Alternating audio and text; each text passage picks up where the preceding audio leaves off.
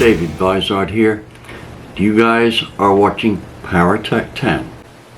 In this edition, 150, a milestone in itself, we're going to look at something other than engine output or means to increase engine output. I think I've mentioned it before, but if you're a road racer or a track day car, horsepower is not your big goal. Sure, it's exciting to have horsepower. Put your foot down, boom. But at the end of the day, that's not what wins races. If you have a decent amount of horsepower, you know, a even mildly competitive amount of horsepower, but you have superior road holding and handling, you are going to more likely be a winner. It's easy to say words like that, but what have I got to back it up? Well, take a look at this Mini here. Not the gal standing by it, the Mini. Regular readers from back when will know that that was the Mini that up Prescott Hill climb on a wet but not running water road, i.e.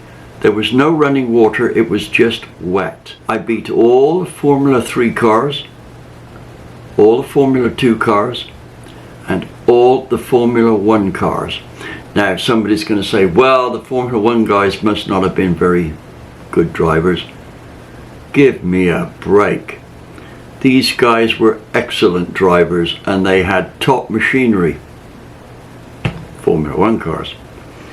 Well, let's put it this way. I beat the fastest Formula 1 car up that track by 0.019 of a second in a Mini. Now, why did I do that? Well, I know you won't find this hard to believe. It wasn't because I had more horsepower. I had better handling than those cars. I was able to use every ounce of performance that car had. Unlike the Formula 1 cars, I could bounce it off the banks of the track to get round the corners faster. Literally come into the corners too fast and use the banking there to get me round the corners. Can't do that in a Formula 1 car. It tends to either wreck the suspension or turn the car over. There were times when the side of the car, I was up so much on the turn that the side of the car was against the banking. I remember that trip up. The commentator who had been commentating there for, I suppose some 25 years, had said that that was the most spectacular climb of the hill he had ever seen, period. Now, he'd watched some great drivers. I mean, the great Hans Stuck from Germany was there. Sterling Moss raced up there. Graham Hill, I mean, umpteen Formula 1 drivers, and yet little old DV here at that time had the most spectacular run up the hill. Now, that handling advantage can't be used on every track. For instance, if there had been a concrete wall on the outside of each turn, it would have been a little more difficult to utilize the wall to go round. Wasn't impossible. Some guy in cup car racing did that on the last lap, put the car against the wall and stood on it and used the wall to increase his cornering force, came out of the turn, passed the cars and won the race. At least I think he won the race. Now, that's banned. You can't do that now. It was something I would have tried, that's for sure. Maybe for the Daytona 500. So we want to get superior road holding. Now, how do we go about that? Well, we've got to outthink the opposition. Here, we need to get a smoky unit mind mentality. Fortunately, I have one of those mentalities. I think that's why I got my best compliment ever from Smokey Unick himself when he said, you know, you're just like me except you've got an engineering degree. And I was stunned at that, but nonetheless, I've recovered from that stunning event 20 years later. Now, what can we do to make our road race car go around corners faster? Well, the Formula One guys used air. They literally wind tunnel designed the car so they suck themselves down on the road. But that's not their exclusive avenue. After racing the Mini, I decided that I'd like to race a car with an engine which we could do more with, but we could still afford. And that was a Ford Anglia. We could start off with a relatively straightforward 1000cc short stroke high revving engine and work on it from there after we got a good chassis done. Well, the Ford Anglia has got a unique body style. The rear window slopes the wrong way, and I thought to myself, how much vacuum or negative pressure are we pulling behind that window? It must be a lot, because it's the reverse of being streamlined. Now, what can we do to fill that gap? And where can we get the air from? This is where I came up with a tunnel car concept. And this was 6 years before the first one was seen at Indy, so it was pretty advanced. What the intent was to put some scoops underneath the car, tunnel it through where the back seat is, and have it exit just aft of the back window. Now, take a look at that drawing that I've just put up, and you'll see the concept. And also, we'd need a suspension design to go with it. Well, let's go on and talk about that. To accomplish a good suspension design, the first thing I did was to give my friend Don Laughlin, who at the time was at Alden Automotive in England, I gave him a call to give me a schooling on suspension design. Now let me tell you a little bit about Don. Anybody who knew Don will totally agree with this. He was what you could call a genius. It's like he could turn his hand to any branch of engineering and be totally successful at it. Not do well at it, totally successful. Anyway, a couple of years previous to me doing this project, he had designed a sports racing car for the 2-litre engine. I think it's a Formula Ford 2000 sports racer. And I got to be one of the test drivers for it at its inaugural outing to the track. Not a race, just the first track test. And I think that I was about the first qualified race driver to drive it. So I get in the car, and they said, don't smash it up, this is the prototype, and we don't have enough money to be building another one. We've got orders for 3 so far, or something like that. Well, I set off around the track, and I took things calmly at first, and I realized that the car just had this habit of going exactly where I pointed it, which of course all race cars should do, but unfortunately they don't. I've driven many a race car, and some of them are the worst handling pieces of garbage I've ever come across.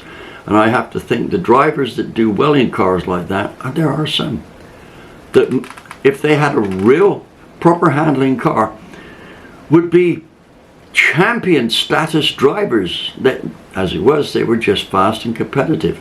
But if they had realized how bad their car handled, they could have done something about it and produced some almost certainly real outstanding drives.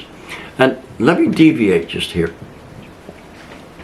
I know a driver like that who was a multiple champion and started off his racing career driving literally boneyard junks, and yet he would do well. Now, and I've mentioned it before, my friend David Anton at APT took on the job of designing a car, mostly from terms of suspension, for him. And he immediately went from a guy who quite often won races to winning championships outright, time after time. His name and people in England will know this. His name was George Polly.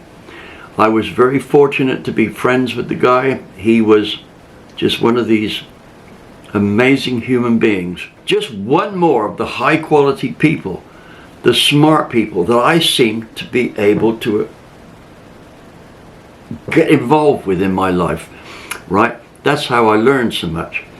Anyway, he had a car that handled. I got to drive that car, and on my first outing on a quarter-mile circle track, I managed to lap the track within 1/10 of a second of him. Now, that doesn't sound like I'm very far behind, 1/10 of a second, but let's look at it this way. On a 20-lap race, that means I would finish 2 seconds behind him on the track, and the average speed on those tracks is probably 75 miles an hour, right? Maybe more than that, maybe 80. And so that would be about 100 feet per second. So he would finish 66 yards in front of me. That's an absolute straightforward all-out win. So being 1/10 of a second from him is no great deal. There are countless drivers who could have been 1/10 of a second off because the car handled so well. It's that other 1/10 of a second that George had up his sleeve all the time. Let me get back onto the car that Don Laughlin did. The one thing I noticed was I could pile on the coals much quicker than I thought to get used to the car.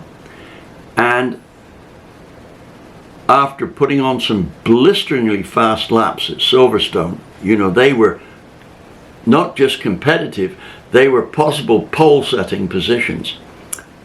Probably not quite there, but very close. Anyway, I came in and I said, Don, you need to adjust the shocks like this, this, and this, and this, all around.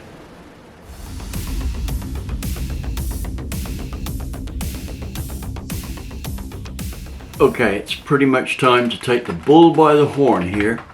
Let's just rearrange my desk. It's not part of the deal, but one of the things we have to take into account here is that if we build some quirk into the suspension, and that's the same as saying if we build some geometry into the suspension that prohibits or works against having good handling, when we have downforce, we kind of exaggerate this.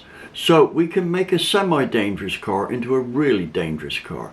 Now, I've never experienced this myself because when tackling the suspension, I've always started at square one and calculated it out with Don Laughlin as my, how shall I say, technical editor on that. So we got the suspension right first time for our aerodynamic tests. But let me tell you something here. There was nothing special in the suspension other than we engineered it right to start with, and then we set it up properly. And we utilized McPherson strut in the front and a live axle at the back, properly located with a 4-link and Panhard rod suspension. Worked out good. Now, the front deal was the bit that we wanted to do well with here. We started off with some Lotus Cortina struts. They're a direct fit onto the Anglia. And I just want to say the front end of the Anglia was pretty bashed up, so we re-engineered all the front of it anyway. We would had to have done even if it wasn't bashed up. So what we did here was got the complete struts, etc., off of a Ford Cortina, Lotus Cortina, which of course had some pretty healthy disc brakes to stop a car that was at least 300 pounds heavier and, unlike the Anglia, was a sports car. We figured these brakes would probably be fine because the car, when it was done, we anticipated probably only going to weigh 1,200 pounds. So we got those struts, but it meant we had to re-engineer them. Budget was not very big for this car. So I'll tell you now, I rebuilt those struts with different valving, etc., etc., shortened the springs up, and I made the bottom arms adjustable. Now let's show how it's possible to take a McPherson strut and engineer in the criterion you want. It's become easy these days thanks to Kevin Gerchen at Performance Trends. So let me show you the Performance Trends suspension analyzer here. Okay, we're going to talk about our suspension analyzer today, and here you can see we're starting at the main screen. And the suspension analyzer comes in 3 different versions. The most basic is called Basic, and it's front end only.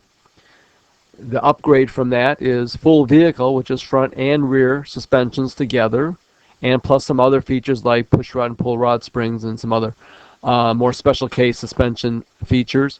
And then Full Vehicle with data logger options. And that adds some other features to the program, the biggest one being you can import data logger data, shock travel, steering sensors, track map data, and do a lot of more detailed analysis with your data logger data. So what we're going to start with here is the basic version, which is front end only. And the first thing when you get your program after you install it is you'll want to unlock it. And that means take the 10-day restriction off. And what we'll need when you want to unlock it is we need the computer hardware number, your registered name, and registered code number.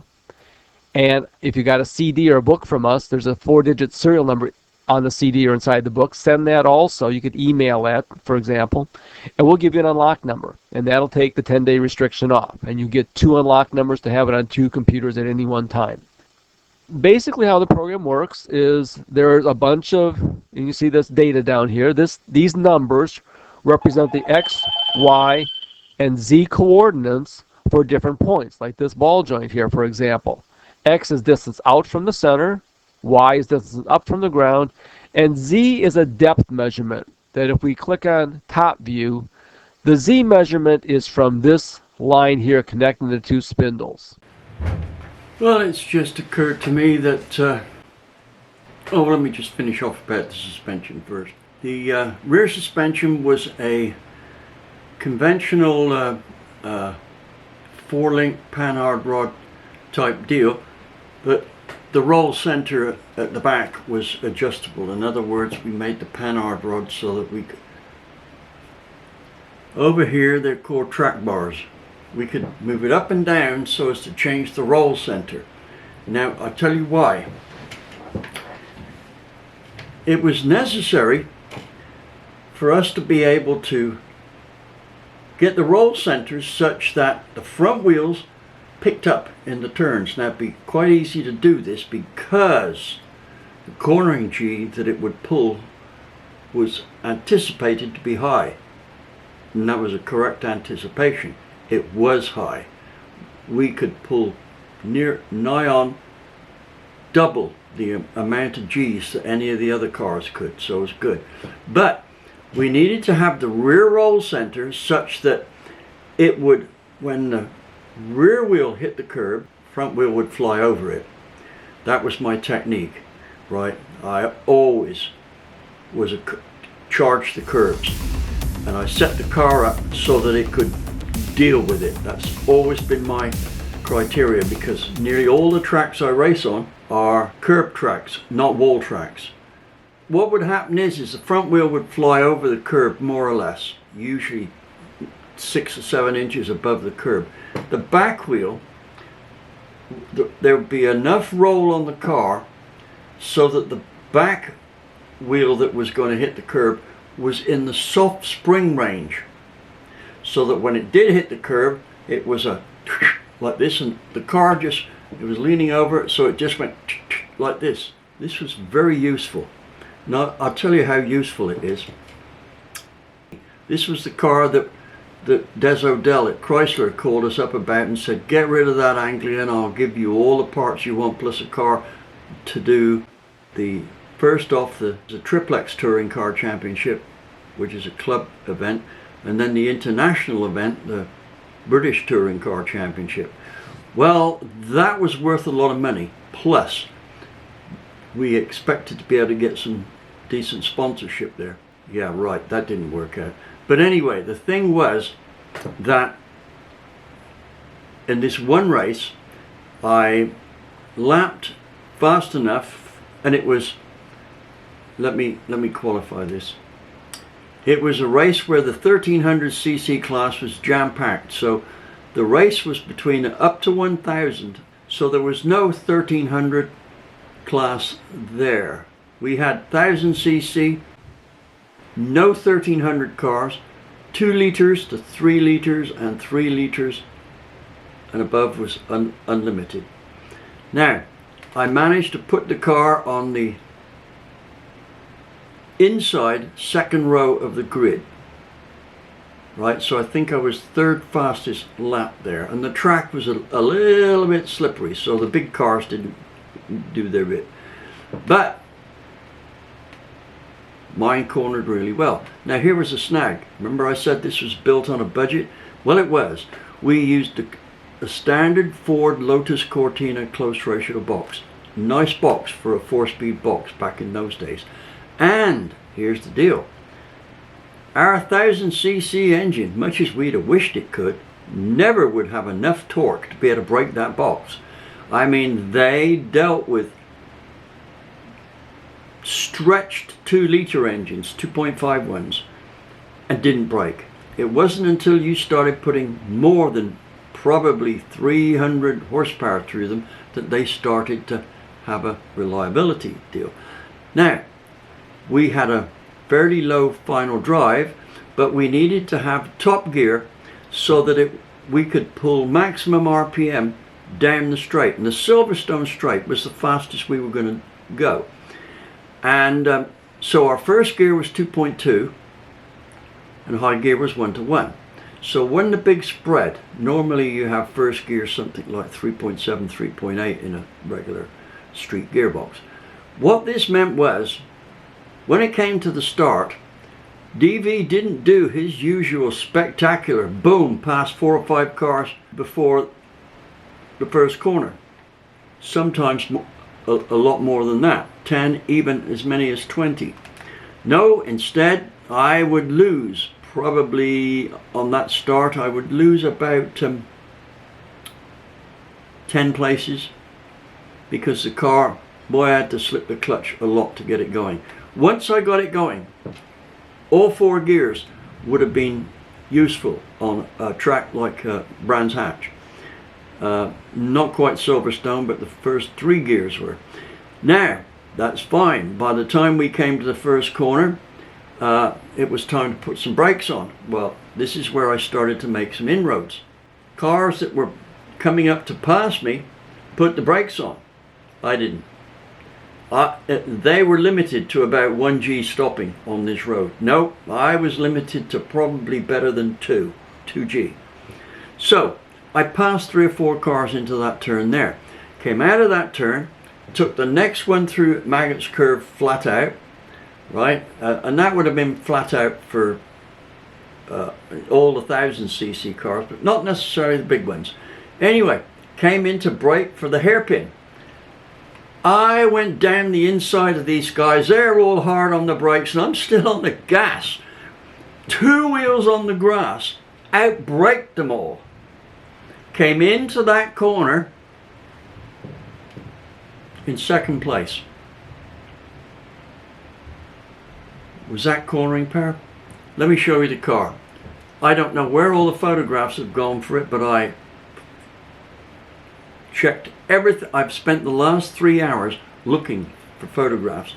All I did was find one actual photograph that wasn't very good, and I took a picture of that. So please excuse me, this is Colin, my brilliant crew chief, on the first drive he did at Silverstone with it.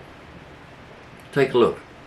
The effect of this tunnel was very good at the back, but we had to take care of the front. I know you see lots of hood scoops with the entry facing forward, but in essence, for the most part, we do not want to ram air into the underhood space. We want to get rid of it, especially as it's mostly hot. So we put a giant vent in the hood. If you look at the photograph, you can just see the intake stack sticking out of the car in that photograph. Now, that was one single stack. That's how we used it first, because basically it was a Formula 3 engine, and we had a single barrel of a 50 ID8 Weber on there, which was converted to a slide plate. So when it was fully open, there was just a hole going in. The idle system on it was as complicated as hell. I'm not even going to go into it here. But on that, the engine developed something like 115 horsepower.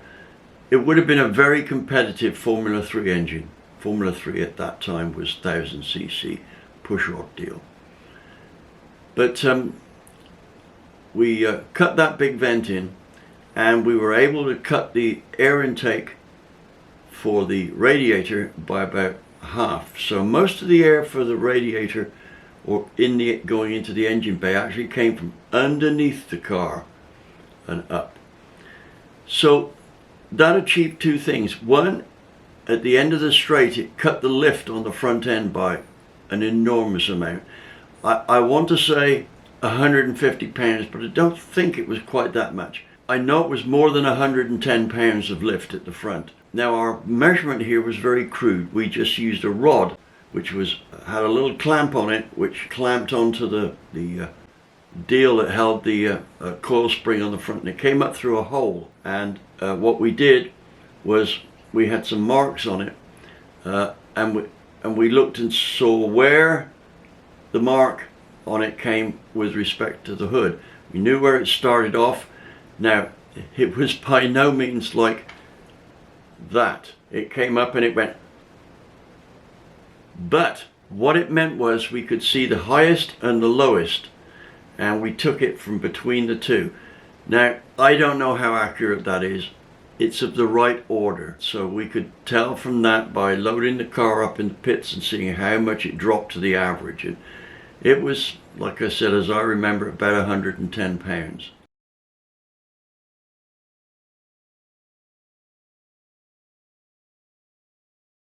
We did have flush fitting windows and a flush fitting windshield and things like this. You'll notice the doors don't have the Anglia crease across them. That's because they're aluminum skinned. I made those wheel arches, and by the way, we entered it in a car show and it won its class for race cars, and the guy that came second could not believe that this was a real race car. He says, my car doesn't even have a crankshaft in it. I said, no, this car is close to a record-setting car at Silverstone, and that kind of blew him away. Anyway, I painted the car as well. I remember rubbing it down time and time again to get everything flat. Boy, that was such a job, but came out looking good. We would like to have been able to spend more money on it, but we had steel wheels on, which were not lightweight. And I think the car tipped the scales at about 1,280 pounds. When we got the downdraft carburetors on there, it dynoed out 139 horsepower on the engine dyno, and on the chassis dyno it was something like 116, I think, which I thought was pretty good for a 1000cc pushrod car. Made that power at about 9,500.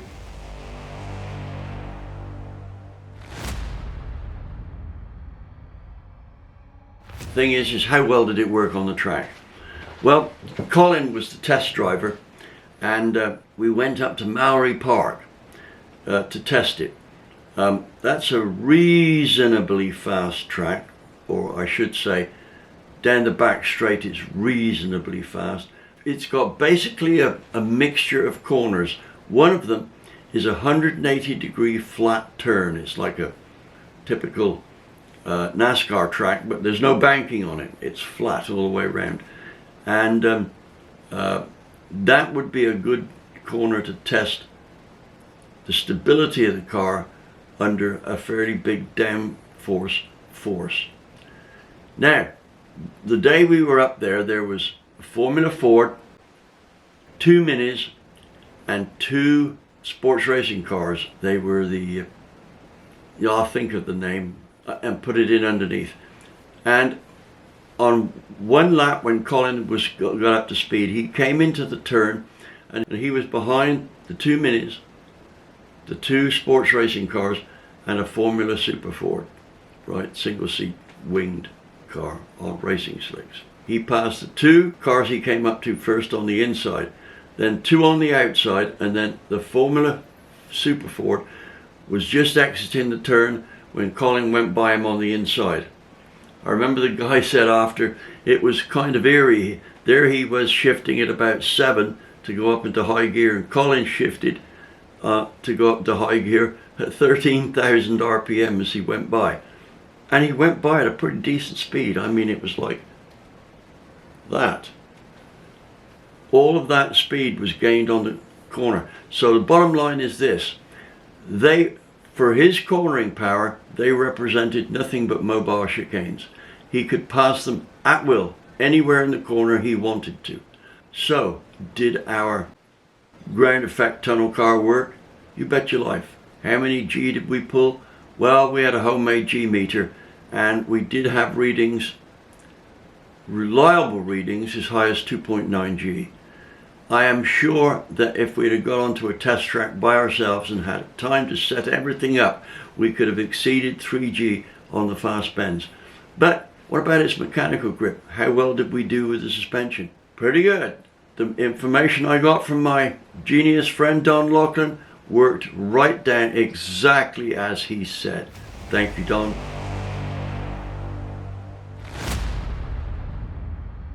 Hopefully I've given you some inspiration for ground effect. I'm going to be using as much aerodynamics on my Mustang as possible because I know the value of it. I'll fill you in on the details on that as we go. So, thank you for watching, and I will see you soon.